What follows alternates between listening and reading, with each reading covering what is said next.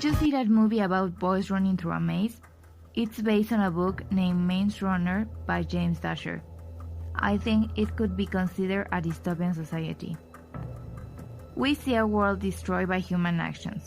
At the beginning, what seems to be the consequence of an environmental catastrophe turns into a political decision gone wrong. The invention of the flare resulting into a mutating virus that rots the brain, ending any sense of humanity. And don't forget the invention of WIC, a scientific corporation that experiments with teenagers in hostile environments, some of them immune to the virus, in order to find a cure. Funny thing, its name means by itself evil.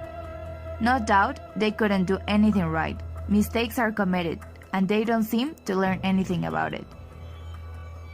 But something good came out of the catastrophe. After the humanity crisis, the world came together as one, in order to find a solution. When the end seemed near, racial distinctions, religion, ethnics were forgotten, and humans became just that. We shouldn't forget that the patterns seen at the beginning of the flare are seen nowadays. We need to understand that humans cannot play to be gods through science, and that nature always finds a way. Not to mention that we cannot play with human lives just for a greater good. The oaths may be in your favor. This is the Hunger Games, another dystopia. They do nothing but play with human lives for political reasons. It is located in the post-apocalyptic nation of Panem, where the capital controls every aspect of the district's life: natural resources, services, politics, communication media, security, and even ideologies, punishing the ones against the established order.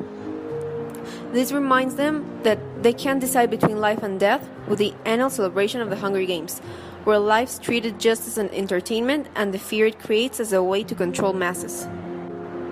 Despite the disadvantages, the technological development and security is something they definitely did right. The correct administration of resources, and we can also see union in districts. Family values are present through all the history. Since Katniss volunteered, the bad situation led humans to collaborate in order to survive.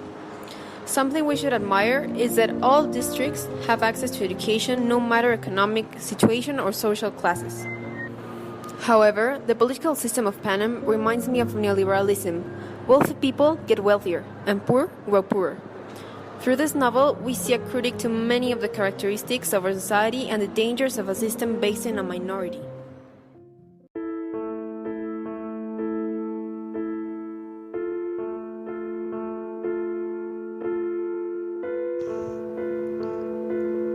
You know what really seems like a good TV show?